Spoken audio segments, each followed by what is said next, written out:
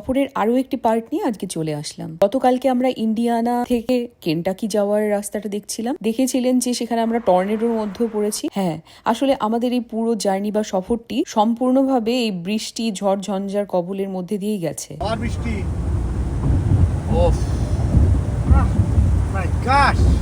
আমরা কেন্টাকি ঢোকার আগে কিছুক্ষণের জন্য একটু ওহাইও কেও পাস করেছিলাম। ওহাইও এখানকার আরো একটি মস্ত বড় স্টেট, কিন্তু সৌভাগ্যবশত আমাদের বেশি দূর যেতে হয়নি। সিনসিনাটির পাশ দিয়ে আমরা ঢুকে গিয়েছিলাম কেন্টাকি রাজ্যে। কিন্তু মুশকিল বিষয় হলো আমরা জানতাম না যে যেখানে আমরা যাচ্ছি সেখানে খালি বিস্তর ভূমিতে আমরা জঙ্গলের মাঝখান দিয়ে ঘন্টার পর ঘন্টা এগিয়ে চলবো। না পাবো কোনো রেস্টরুম, না পাবো কোনো ছোট শহর। কেন্টাকির এই পোর্শনটা যেখানে আমরা জঙ্গলের ভেতর দিয়ে যাচ্ছিলাম, সেখানে সব থেকে সুন্দর লেগেছে কৃষ্ণচূড়ার রাধাচূড়ার মতো এখানেও বসন্তের আমেজ। গাছে গাছে খুব সুন্দর ফুল ফুটে গেছে। কিন্তু যখন আপনার প্রচন্ড ইমার্জেন্সি, আপনাকে ওয়াশরুম যেতেই হবে, আর আপনি ঘন্টার পর ঘন্টা ছুটে চলছেন জঙ্গলের মাঝখান দিয়ে, কোনো শহরতলি খুঁজেই পাচ্ছেন না, এমন সময় এত সৌন্দর্য, এত কিছু আপনার মনটাকে ঠিক ভোলায় না।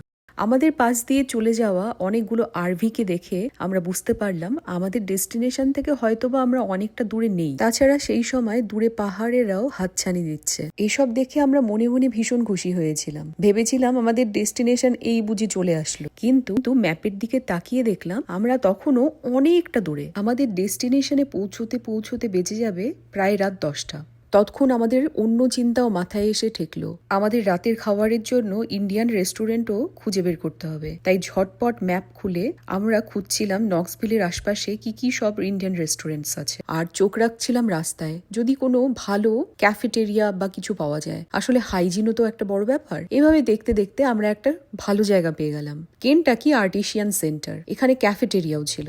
আমরা ভেবেছিলাম যে এখানেই আমাদের সদ্গতি হবে। আপনাদের পিকো মুভিটার কথা মনে আছে? সেই দিল্লি থেকে অমিতাভ বচ্চন আর তার মেয়ে দীপিকা পাদুকোন গাড়ি করে সুদূর কলকাতা পাড়ি দিচ্ছিল, আর পথে পড়েছিল বিভ্রাট।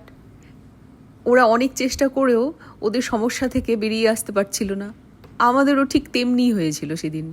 কি হাসি পাচ্ছিল নিজেদের অবস্থা দেখে। ওহো, এটা 6টা অবধি খোলা ছিল। এটা শ্মশান, এখানে কেউ নেই। ঠিক সেই সময় যে ব্যক্তি ওখানে কর্মরত ছিলেন তিনি ওটাকে লক করে পেছনের দরজা দিয়ে চলে যাচ্ছিলেন। মানে আর একটু যদি আগে আমরা ওখানে পৌঁছাতাম, আমাদের হয়তো সেই সুযোগটা হাতছাড়া হতো না।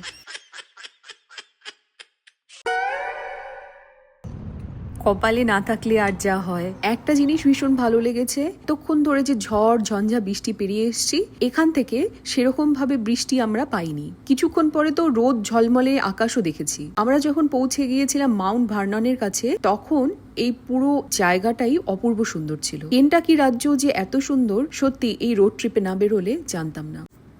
জানি না ক্লিপটি দেখে আপনারা বুঝতে পারছেন কিনা এই জায়গাটা কতটা সুন্দর। কেন্টাকি পেরিয়ে আমরা তখন কেবল ঢুকছি টেনেসি রাজ্যে, উইলিয়ামসবার্গ শহরে। কিন্তু শহরে যাওয়ার জন্য যে এক্সিট, সেটা আমরা কোথাও খুঁজে পাইনি। ফলে সেখানেও আমাদের রেস্টরুম খোঁজার প্রয়াসটাই করে উঠতে পারিনি। আমরা এরপর দ্রুত গতিতে এগিয়ে চললাম, যেহেতু দিন শেষে তখন প্রায় সন্ধ্যা ঘনিয়ে এসছে। কিন্তু সেদিন ছিল পূর্ণিমা। কি সুন্দরই না লাগছিল সেদিন চাঁদটিকে দেখতে। আকাশে এত সুন্দর চাঁদ দেখে আমাদের মনের সমস্ত কষ্ট কোথায় যে মিলিয়ে গেল মুহূর্তে বুঝে পাইনি। আমরা যেখান দিয়ে যাচ্ছিলাম নক্সভিলে, তার এক পাশের রাস্তা সম্পূর্ণ বন্ধ ছিল। ভাবুন তো, ওই রাস্তাটা যদি এ পাশে হতো, মানে আমাদের গন্তব্যস্থলের দিকে হতো, তাহলে পৌঁছানোর আগেই আমি ঘুমিয়ে পড়তাম। তখন প্রচন্ড ঘুম চোখে। কিন্তু আমরা শেষমেশ নক্সভিলে পৌঁছেছি, আর আমরা খুঁজে বের করেছি এই রেস্টুরেন্টটি। সম্ভবত আমরাই ছিলাম লাস্ট কাস্টমার,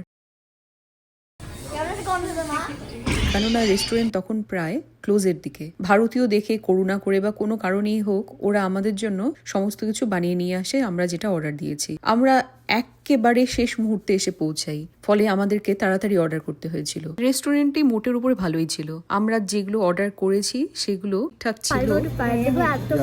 টেনেসির নক্সভিলে যদি আসেন, তাহলে অবশ্যই ভারতীয় এই রেস্টুরেন্টটি আপনারা ট্রাই করে দেখতে পারেন।